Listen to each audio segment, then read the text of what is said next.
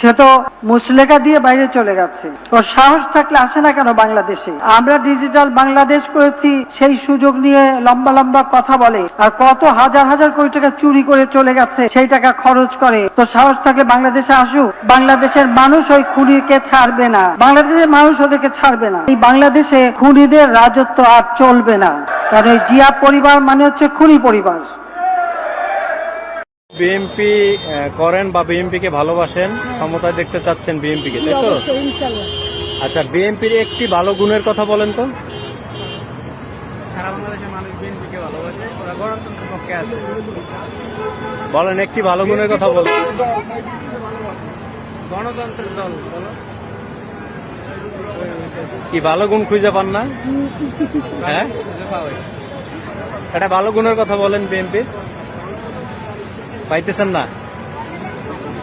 উনি শিখেই দিচ্ছে, তাও পাইতেছেন না। আচ্ছা, যাই।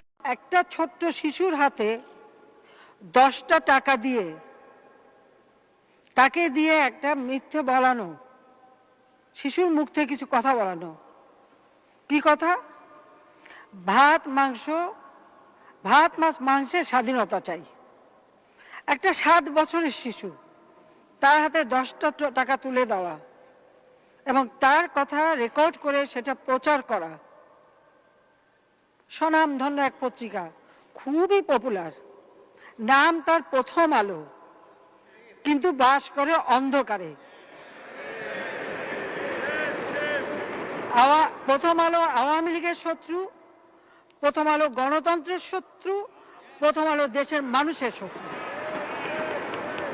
আমি এটা অত্যন্ত দুঃখের সঙ্গে বলি যে এরা এই দেশে কখনো স্থিতিশীলতা থাকতে দিতে চায় না।